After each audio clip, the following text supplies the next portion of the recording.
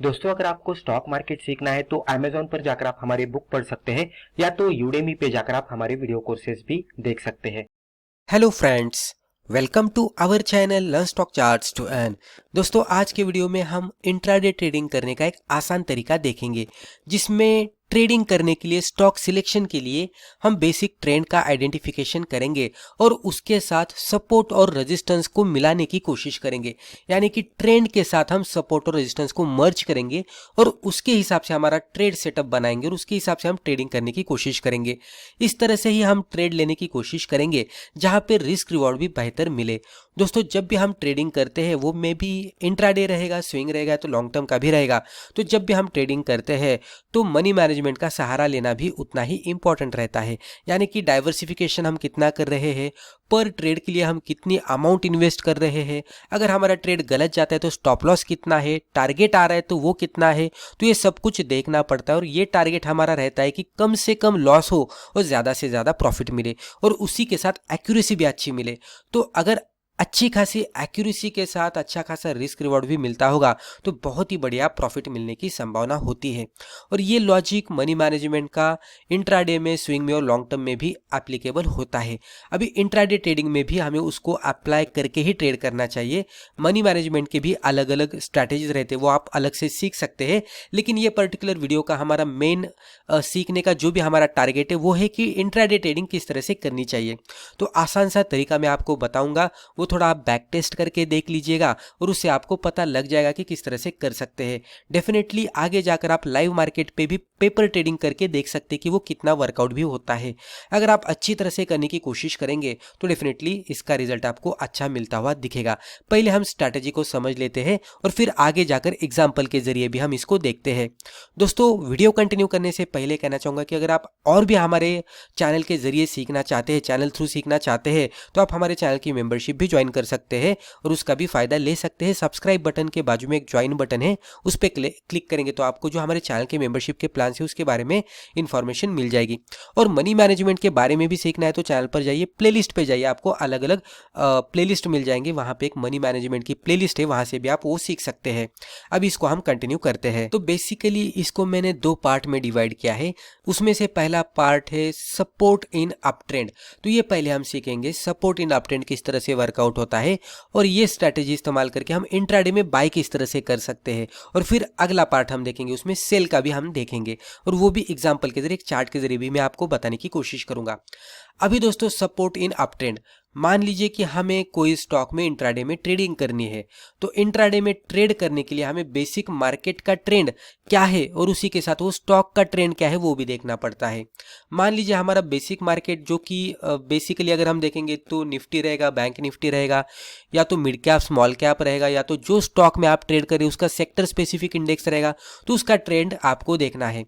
अगर वो up trend में ट्रेड कर रहा है तो अच्छी बात है, इस तरह के स्टॉक में आपको बाय साइड का ही ट्रेड लेना चाहिए। अगर index specific trend up trend रहेगा तो आपको स्टॉक स्पेसिफिक ट्रेंड देखना है क्या है। अगर स्टॉक स्पेसिफिक भी ट्रेंड अप ट्रेंड है तो ये आपको और भी कंफर्मेशन देगा, थोड़ा कॉन्फिडेंस देगा कि ये स्टॉक में अगर हम बाय करेंगे तो अच्छा खासा वर्कआउट होने की संभावना है। अगर ये दोनों क्राइटेरिया सेटिस्फाई पर्टिकुलर स्टॉक करता है तो आपको ये रिस्पेक्टिव स्टॉक का 5 मिनट का चार्ट ओपन करना है। इमीडिएट बेसिस पे मार्केट ओपनिंग पे नहीं ट्रेड करना है, हमें थोड़ा चार्ट को प्रिपेयर होने देना है। मान लीजिए 10:30 बजे के बाद ही हमें टर्मिनल ओपन करना है। इस तरह का स्टॉक ढूंढना है कि जो अप ट्रेंड में ट्रेड कर रहा है, उसका इंडेक्स भी और वो रिस्पेक्टिव स्टॉक भी अप ट्रेंड में ट्रेड कर रहा है, मार्केट सेंटीमेंट बुलिश है और उसमें वो रिस्पेक्टिव स्टॉक सेंटीमेंट भी अच्छा खासा बुलिश है। इस तरह का स्टॉक आपको ढूंढना है। 10-10:30 बजे के बाद आपको रिस्पेक्टिव स्टॉक का 5 मिनट का चार्ट ओपन करना है। 5 मिनट का चार्ट ओपन क्यों करना है? क्योंकि हम इसमें इंट्राडे ट्रेड लेने वाले हैं और इमीडिएट बेसिस पे जब भी हमें बाइंग सिग्नल मिलेंगे तो हम स्टॉप लॉस आइडेंटिफाई करेंगे और उसके हिसाब से रिस्क रिवॉर्ड रेशो के हिसाब से हम टारगेट भी आइडेंटिफाई करेंगे। पॉसिबल हो सके तो ट्रेलिंग करके हम ज़्यादा प्रॉफिट लेने की भी कोशिश करेंगे, राइट। तो 5 मिनट का चार्ट ओपन करने के बाद हमें क्या करना है, अभी इतना हमें क्या पता लग गया है कि अप ट्रेंड वाला स्टॉक तो हमने ढूंढा है, राइट। हमारा टॉपिक आप देख सकते हैं यहाँ पे क्या पॉइंट है हमारा, सपोर्ट इन अप ट्रेंड। तो अप ट्रेंड में सपोर्ट हमें ढूंढना है। तो स्टॉक तो हमें मिल गया जो भी अप ट्रेंड में ट्रेड कर रहा है, तो इस तरह के स्टॉक में हमें सपोर्ट ढूंढना है। वो किस तरह से करना है, मान लीजिए कि स्टॉक जो भी अप ट्रेंड में ट्रेड करता है, मान लीजिए अभी हमने इसका 5 मिनट का चार्ट ओपन किया और 5 मिनट का चार्ट इस तरह से हमें दिख रहा है। अब इस तरह का चार्ट प्रिपेयर होते हुए हमें दिखा है। अभी ये 10 बजे के बाद का, जैसे कि मैंने कहा कि मार्केट यहाँ पे 9:15 AM पे ओपन हुआ है और उसके बाद थोड़ा सा चार्ट प्रिपेयर हुआ है, और कंसिडर करते कि हम 10 बजे के बाद अभी स्टॉक का चार्ट ओपन करके स्टडी कर रहे हैं कि हमें इसमें पोजीशन बनानी है। स्टॉक अप ट्रेंड में है, इसमें हमें बाय करना है, लेकिन बाय कहाँ पे करना है, सपोर्ट जैसे हमें मिलता है और सपोर्ट पे कोई रिवर्सल का बुलिश कैंडलस्टिक का इंडिकेशन हमें मिलता है तो वहां पे हमें बाय करना है। तो 10 बजे के बाद ऐसे 4-5 स्टॉक भी आप ओपन करके देख सकते हैं साइमल्टेनियसली, और उसका चार्ट आप देख सकते हैं। रनिंग मार्केट में ये चार्ट इस तरह से प्रिपेयर होता हुआ दिखेगा आपको। अभी दोस्तों क्या होता है, आपको जब भी ये चार्ट इस तरह से आप ओपन करते हैं, तो ओपन करने के बाद ये चार्ट जिस तरह से रनिंग मोड में इस तरह से कैंडल्स प्रिपेयर होते हुए दिखते हैं, तो आपको मीनवाइल उसी टाइम पे आपको क्या करना है कि चार्ट पे अलग अलग सपोर्ट ढूंढने की कोशिश करनी है। वो में भी आप हिस्टोरिकल चार्ट देख के, अभी यहाँ पे एक मुझे सपोर्ट मिल गया। ये सपोर्ट क्यों है, क्योंकि नीचे से ऊपर जाते टाइम यहाँ पे रुका था, रुकने के बाद इसमें गिरावट आई थी और इसको ब्रेक किया। तो पहले ये रेजिस्टेंस वर्कआउट कर रहा था, ऊपर से नीचे आने के बाद सपोर्ट वर्कआउट करेगा, राइट।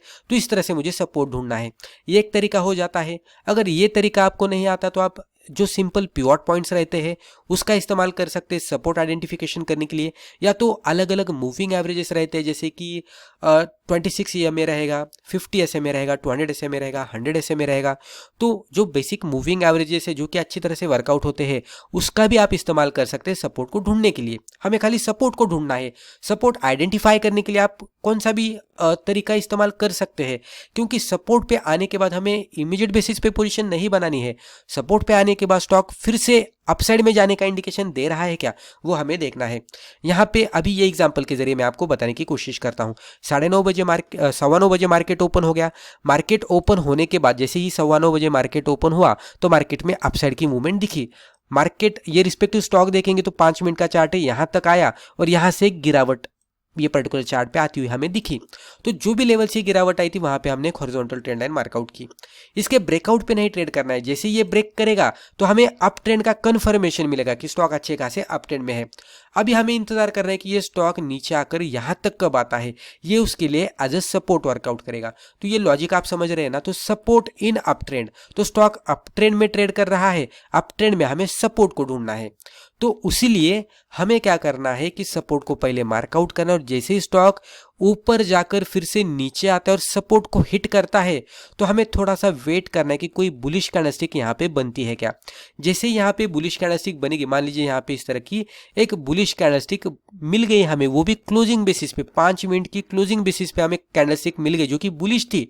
तो ये कैंडल के हाई के ऊपर हमें पोजीशन बनानी है, इसके लो के नीचे हमें स्टॉप लॉस लगाना है। एंट्री से स्टॉप लॉस का डिस्टेंस जितना है उससे डबल डिस्टेंस हमें टारगेट के लिए रखना है।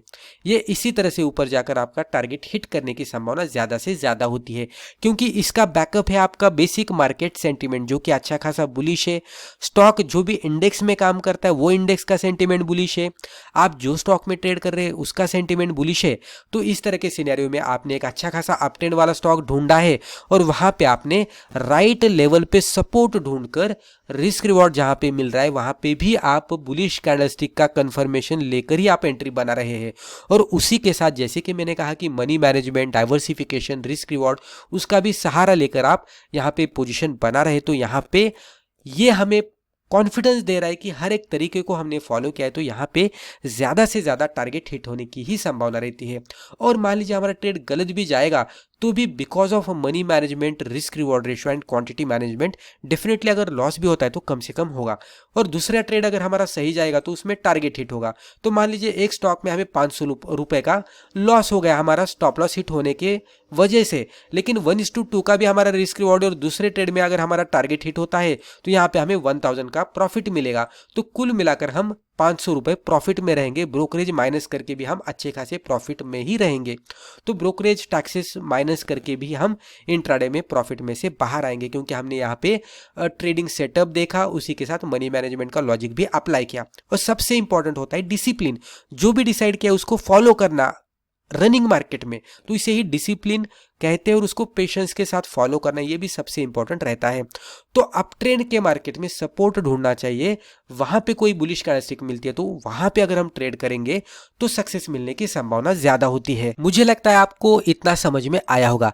अभी ज्यादातर लोग लॉस क्यों करते हैं इंट्राडे ट्रेडिंग में, वो भी क्विकली हम समझ लेने की कोशिश करते हैं।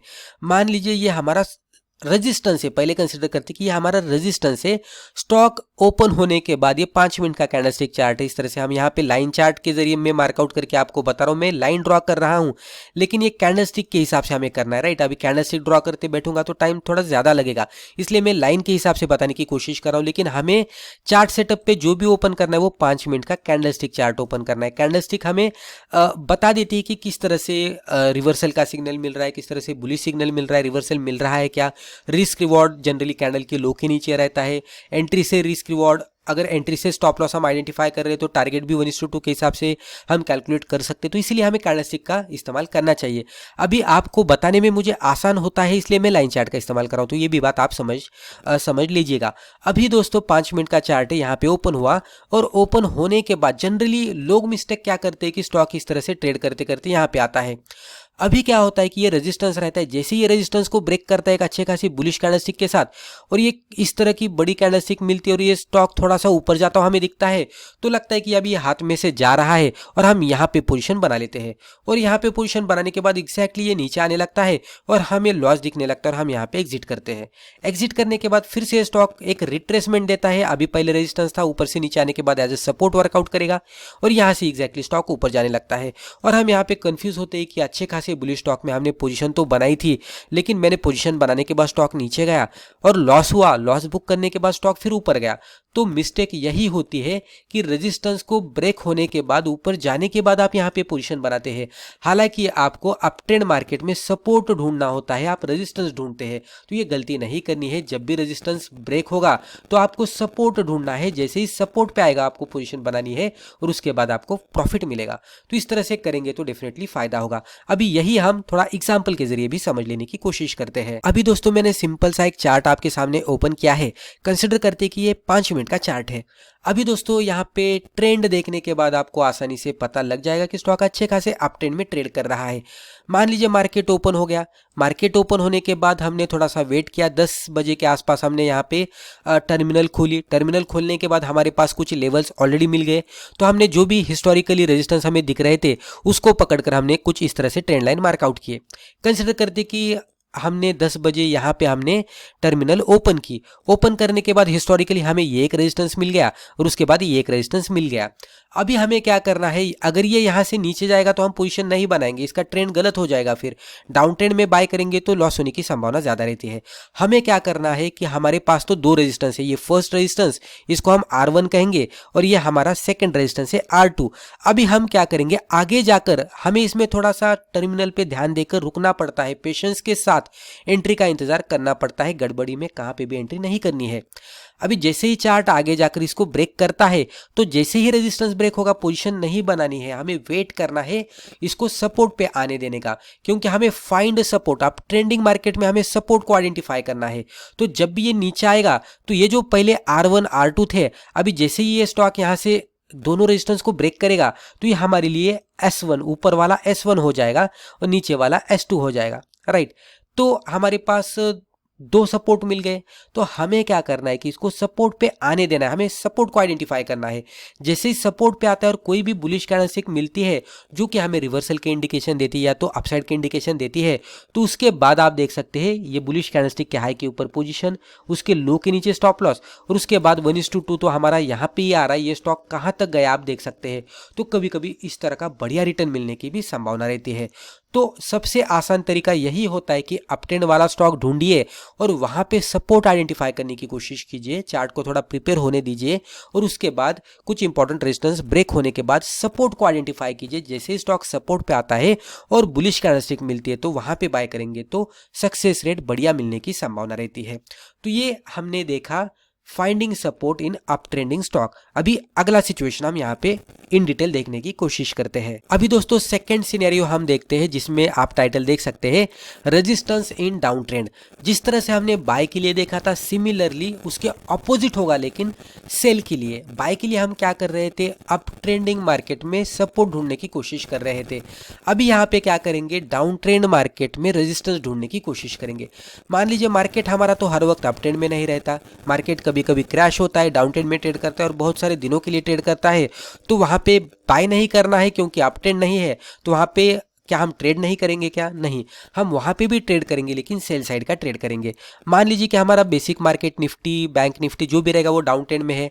आप जो भी स्टॉक में डाउन ट्रेंड में सेल करना चाहते हैं, उसका इंडेक्स अगर आप देखेंगे या तो मिड कैप स्मॉल कैप से बिलोंग करता है, तो वो अगर आप देखेंगे अच्छा स्टॉक रहेगा जिसमें वॉल्यूम है, क्योंकि इंट्राडे ट्रेडिंग में अगर हमें ट्रेड करें तो वॉल्यूम होना चाहिए।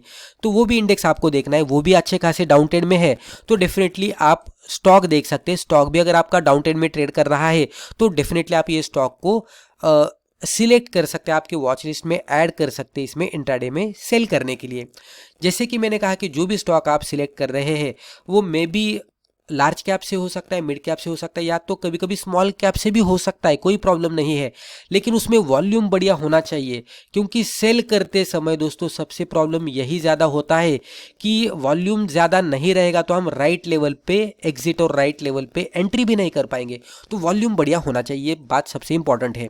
अभी दोस्तों बाय करते समय अगर आपने हमारा लास्ट वीडियो देखा होगा तो आपको पता होगा कि वहाँ पे हमने एक ऐसा वीडियो डिस्कस किया था, उसके जरिए आपके साथ हमने ये बताने की कोशिश की थी कि इंट्राडे ट्रेडिंग में स्टॉप लॉस ना लगाते हुए भी हम ट्रेडिंग किस तरह से कर सकते हैं। अगर आपने वो वीडियो देखा नहीं होगा तो वो वीडियो आप चैनल पर जाकर देख सकते हैं, या तो ये वीडियो के एंड में भी मैं वो पर्टिकुलर वीडियो की लिंक दे देता हूँ, वहाँ से आप सीख सकते हैं intraday trading without using stop loss. तो वो आप देख लीजिएगा। अभी वहाँ पे हमने यही देखा था कि बाइंग करते समय हम वो कर सकते हैं, स्टॉप लॉस ना लगाते हुए वो कर सकते हैं, लेकिन सेल अगर हमें इंट्राडे में करना है, शॉर्ट सेलिंग करनी है, तो डेफिनेटली जब भी हम शॉर्ट सेलिंग करते हैं तो हमें कंपलसरी उसी दिन में पोजीशन को स्क्वायर ऑफ करना पड़ता है। सेल कर रहे तो बाय भी उसी दिन में ही करना पड़ेगा, सबसे इंपॉर्टेंट ये होता है। तो इसलिए अभी मैं ये जो पॉइंट आपको डिस्कस कर रहा हूँ, रेजिस्टेंस इन डाउन ट्रेंड, तो डाउन ट्रेंड में जब भी हम सेल करेंगे तो हमें रेजिस्टेंस ढूंढना है। तो जब भी हम सेल कर रहे हैं तो सेम डे में ही हमें पोजीशन को स्क्वायर ऑफ करना है, ये सबसे इंपॉर्टेंट है। तो इसलिए जो भी हम स्टॉक सिलेक्ट कर रहे हैं उसमें बढ़िया वॉल्यूम होना चाहिए, सबसे इंपॉर्टेंट है, राइट। तो एक बात आपको समझ में आई होगी। अभी दोस्तों हमें क्या करना है, मान लीजिए ये हमारा इस तरह से एक सपोर्ट है, इस तरह से मैं इसको सपोर्ट लिखता हूं। स्टॉक का ट्रेंड डाउन ट्रेंड है, मान लीजिए हमने 5 मिनट का चार्ट ओपन किया है, इसने सपोर्ट को ब्रेकआउट किया। यहां पे भी सिमिलर लॉजिक है, 9:15 को मार्केट ओपन होता है, राइट। हमें 9:15 पे नहीं बैठना है, हमें 10 बजे के बाद टर्मिनल पे बैठना है। मान लीजिए ये 10 बजे का टाइम है, हमने 10 बजे टर्मिनल ओपन की और 10 AM के बाद जब भी हमने चार्ट ओपन किया तो हमें एक अच्छा खासा स्टॉक मिल गया जो कि बढ़िया डाउन ट्रेंड में ट्रेड कर रहा है। मार्केट डाउन ट्रेंड में है, इंडेक्स डाउन ट्रेंड में है, तो ये भी स्टॉक हमें बढ़िया मिल गया जो कि डाउन ट्रेंड में ट्रेड कर रहा है। हमारा सपोर्ट यहाँ पे है। हम क्या करेंगे कि ये स्टॉक को हम निकालेंगे, हमारी वॉच लिस्ट में ऐड करेंगे और हम इसमें एक राइट लेवल का इंतजार करेंगे जहां पे हम एक सही एंट्री ढूंढकर सेल कर सकते हैं। मान लीजिए स्टॉक ट्रेड करते करते आगे जाकर सपोर्ट को ब्रेक डाउन देता है। अभी लोग गलती क्या करते हैं कि जैसे ही ब्रेक डाउन देगा और बहुत सारा नीचे आएगा तो यहाँ पे सेल करते हैं। यहाँ पे सेल करेंगे तो ये थोड़ा ऊपर जाता है और हमें लॉस दिखने लगता है, हम लॉस बुक करके बाहर आते हैं। वो नहीं करना है। जैसे ही सपोर्ट ब्रेक डाउन होगा तो जैसे ही ये ब्रेक डाउन होगा तो एक बार जरूर ये रिट्रेसमेंट देने के लिए ऊपर के साइड में आएगा, तो ये उसके लिए अभी रेजिस्टेंस वर्कआउट करेगा। और जैसे ये ऊपर जाएगा तो रेजिस्टेंस को हिट करने के बाद अगर यहाँ पे कोई बियरिश कैंडलस्टिक बनाता है, यानी कि यहाँ पे अगर रेड कैंडलस्टिक मिलती है तो डेफिनेटली ये रेड कैंडलस्टिक के नीचे जाने के बाद, इसके लो के नीचे जाने के बाद हमें सेल करना है। हाई के ऊपर हमारा स्टॉप लॉस होना चाहिए और रिस्क रिवॉर्ड रेशियो आप यहाँ पे 1:2 का लगा सकते हैं, जो कि हम कुछ टाइम में अच्छी तरह से एक्सपेक्ट भी कर सकते हैं, क्योंकि ट्रेंड को फॉलो करते हुए स्टॉक और भी नीचे जाने की संभावना रहती है। तो जब भी मार्केट डाउन ट्रेंड में रहता है तो हमें रेजिस्टेंस को आइडेंटिफाई करना होता है और रेजिस्टेंस पे आने के बाद बियरिश कैंडलस्टिक मिलती है क्या वो देखना पड़ता है और फर्दर कंफर्मेशन के लिए उसका लो भी ब्रेक डाउन हो रहा है क्या वो भी देखना पड़ता है। और ये सब होता है तो मनी मैनेजमेंट का सहारा लेकर, रिस्क रिवॉर्ड अप्लाई करके, क्वांटिटी मैनेजमेंट का सहारा लेकर और फिर उसके साथ डिसिप्लिन और पेशेंस को फॉलो करते हुए ट्रेड करना पड़ता है। डाइवर्सिफिकेशन भी, मोर देन 2-3 ट्रेड भी अगर हम लेंगे तो बेहतर होता है। रिस्क रिवॉर्ड रहेगा तो अच्छा खासा प्रॉफिट मिलने की संभावना रहती है। अभी यही लॉजिक हम एग्जांपल के जरिए समझ लेने की कोशिश करते हैं। अभी सेल किस तरह से करना है यहाँ पे मैं आपको एग्जाम्पल के जरिए बताने की कोशिश करता हूँ। तो हमें क्या करना है, डाउन ट्रेंड मार्केट में रेजिस्टेंस को फाइंड करना है और सेल करना है। अभी रेजिस्टेंस आइडेंटिफाई करने के भी अलग अलग तरीके रहते हैं, जैसे कि मैंने आपको कहा कि ट्रेंड लाइन के जरिए हम सपोर्ट रेजिस्टेंस का आइडेंटिफिकेशन कर सकते हैं, मूविंग एवरेज के जरिए, पिवट पॉइंट के जरिए, और अलग अलग तरीके से भी हम सपोर्ट और रेजिस्टेंस का आइडेंटिफिकेशन कर सकते हैं। प्रीवियस एग्जांपल में, बाय साइड के एग्जांपल में, मैंने आपको हॉरिजॉन्टल ट्रेंड लाइन के जरिए सपोर्ट और रेजिस्टेंस किस तरह से आइडेंटिफाई करना चाहिए वो बताने की कोशिश की। यहाँ पे थोड़ा अलग तरीके से मैं आपको बताऊंगा। मान लीजिए कि हमने कोई मूविंग एवरेज ड्रॉ किया है और उसके हिसाब से हम यहाँ पे सपोर्ट रेजिस्टेंस आइडेंटिफाई करने की कोशिश करते हैं। अभी मूविंग एवरेज ड्रॉ करेंगे तो डाउन ट्रेंड के चार्ट पे मूविंग एवरेज इस तरह से ड्रॉ होगा, राइट। अभी मैंने ये प्राइस चार्ट को देखकर ही थोड़ा आपको समझाने के लिए मैं थोड़ा इंटरप्रेट करके इस तरह से ड्रॉ कर रहा हूँ, राइट। आपको लाइव चार्ट पे आप देखना है किस तरह से बनता है। ये मूविंग एवरेज ये कंसिडर करते हैं कि 26 EMA हो सकता है, 50 SMA हो सकता है, 100 SMA हो सकता है। कंसिडर करते हैं कि ये 26 EMA है, राइट। एग्जाम्पल के हिसाब से मैं बताने की कोशिश कर रहा हूँ आपको समझाने के लिए। लेकिन आप जब भी लाइव ट्रेडिंग करते हैं, या तो इवन पेपर ट्रेडिंग भी करते हैं, या तो स्टडी भी कर रहे हैं, ट्रैक भी कर रहे हैं, या तो बैक टेस्टिंग भी कर रहे हैं, तो आपको देखना है कि कौन से चार्ट पे, कौन से स्टॉक पे कौन सा मूविंग एवरेज अच्छी तरह से वर्कआउट होता है। जो स्टॉक के लिए जो मूविंग एवरेज बढ़िया वर्कआउट होता है, वो स्टॉक के लिए वही मूविंग एवरेज को फॉलो करना है, थोड़ा बेहतर होता है। अभी ये 26 EMA है, नीचे 5 मिनट का चार्ट है। अभी ये लेवल पे अगर हम कहेंगे तो 9:15 बजे का टाइम है, यहाँ पे मार्केट ओपन हो गया। हमें क्या करना है, मार्केट ओपन होने के बाद इमीडिएट बेसिस पे ट्रेड नहीं करना है, हमें आफ्टर 10 AM, मान लीजिए कि ये 10 बजे का टाइम है, एक एग्जाम्पल के जरिए, मैं कैंडल यहाँ पे गिन नहीं रहा हूं, मैं एग्जाम्पल के जरिए कैजुअली आपको बताने की कोशिश कर रहा हूं। तो ये 10 AM का ये टाइम है। हमें क्या करना है, 10 बजे के बाद, यानी कि मॉर्निंग 10 होने के बाद हमें टर्मिनल पे बैठना है और रेजिस्टेंस का आइडेंटिफिकेशन करना है। हमने यहाँ पे 26 EMA ड्रॉ किया, थोड़ा हिस्टोरिकल चार्ट देखा तो हमें पता लग गया कि ये 26 EMA पे जब भी आता है तो ये रेजिस्टेंस लेता है और उसमें गिरावट आती है। पहले तो हमने मार्केट देखा था, डाउन ट्रेंड में था। स्टॉक का जो इंडेक्स में काम करता है वो देखा था, वो भी डाउन ट्रेंड में है। उसी के साथ स्टॉक का ट्रेंड देखा था, वो भी डाउन ट्रेंड में है। तो ये स्टॉक को हमने लिया एज ए कैंडिडेट सेल करने के लिए। इसका 5 मिनट का चार्ट हमने ओपन किया 10 बजे के बाद, उस पे हमने 26 EMA ड्रॉ किया। ड्रॉ करने के बाद हमें दिखा कि यहाँ पे ये हिस्टोरिकल चार्ट पे थोड़ा 9:15 बजे के बाद का हम देखेंगे तो 2 टाइम इसने 26 EMA पे रेजिस्टेंस लिया है और इसमें गिरावट आती हुई दिखी है। तो मुझे क्या करना है, रेजिस्टेंस ढूंढना है सेल करने के लिए। जब भी स्टॉक यहाँ से ऊपर जाएगा, पुल बैक देगा ऊपर के साइड में, तो मुझे वेट करना है कि कब ये 26 EMA पे आता है और बियरिश कैंडलस्टिक बनाता है। जब भी ये 26 EMA पे आएगा और बियरिश कैंडलस्टिक बनाएगा, उसके बाद मुझे सेल करना है। तो आप देख सकते हैं ये रीजन के नजदीक आने के बाद यहाँ पे रेड कैंडल बनी थी, लेकिन एग्जैक्टली 26 EMA को हिट नहीं की थी। लेकिन यहाँ पे अगर आप देखेंगे तो ये एक रेड कैंडल हमें फाइनली मिल गई, जिसने लगभग 26 EMA को हिट किया और रेड कैंडल बन गई। अभी ये पर्टिकुलर स्टॉक सेल के लिए कैंडिडेट हो जाता है। सेल करने के लिए हम क्या करेंगे, जो भी रेड कैंडल है उसके नीचे सेल करेंगे, इसके हाई के ऊपर हमारा स्टॉप लॉस लगाएंगे और रिस्क रिवॉर्ड रेशियो के हिसाब से ये हमारा टारगेट बन जाता है, जो कि यहाँ पे हिट हुआ और उसके बाद स्टॉक में और भी गिरावट आई। उसके बाद भी आप देख सकते हैं स्टॉक फिर से ऊपर गया। इवन आप यहाँ पे देख सकते हैं एग्जैक्टली 26 EMA पे गया और यहाँ पे जाने के बाद बेयरिश कैंडलस्टिक बनी। उसके बाद फिर से ये यहाँ पे अगर आप देखेंगे तो ग्रीन कैंडल ने हिट किया था, तो हिट तो किया 26 EMA को, लेकिन उसके बाद ये रेड कैंडल बनी। रेड कैंडल बनने के बाद उसके लो के नीचे सेल और उसके हाई के ऊपर स्टॉप लॉस, और उसके बाद देख सकते हैं फिर से गिरावट आई। यहाँ पे भी आप देख सकते हैं रेड कैंडल बनी, 26 EMA को हिट की, इसके लो के नीचे सेल, हाई के ऊपर स्टॉप लॉस, और उसके बाद आप देख सकते हैं इमीडिएट बेसिस पे बढ़िया गिरावट आई। तो इस तरह से हमें करना है। अभी 26 EMA मैंने यहाँ पे खुद से ड्रॉ करके आपको कॉन्सेप्ट समझाने के लिए मैंने इस तरह से ये चार्ट सेटअप बनाकर आपको समझाने की कोशिश की है। सेम लॉजिक आप थोड़ा सा चार्ट पे अप्लाई करके देखने की कोशिश करेंगे तो आपको समझ में आएगा कि प्राइस पैटर्न किस तरह से बनते रहते हैं, मूविंग एवरेज पे वो सपोर्ट रेजिस्टेंस किस तरह से लेते हैं, और सपोर्ट रेजिस्टेंस लेने के बाद एक ऐसी कैंडल बनती है कि जो हमें ट्रेड का मौका देती है, और उसके बाद पोजीशन बनाने के बाद हमें रिस्क रिवॉर्ड के साथ अच्छा खासा ट्रेड भी मिलता है।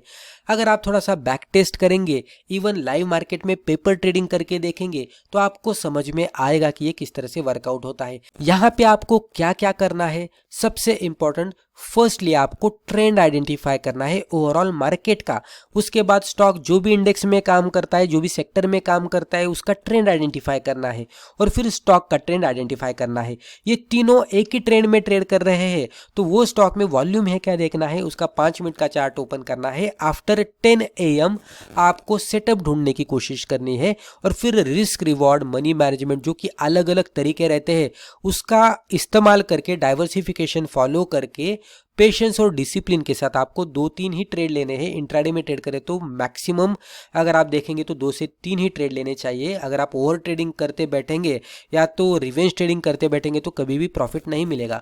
तो 2 से 3 ही ट्रेड लेने हैं, वो भी मनी मैनेजमेंट का सहारा लेकर और उसको स्ट्रिक्टली डिसिप्लिन के साथ और पेशेंस के साथ स्टॉप लॉस और टारगेट को फॉलो करते हुए ही लेने हैं। इस तरह से अगर आप करेंगे तो डेफिनेटली आपको अच्छा खासा रिजल्ट मिलेगा। तो दोस्तों मुझे लगता है रिस्पेक्टिव वीडियो में हमने जो भी डिस्कस किया इससे आपको जरूर फायदा हुआ होगा।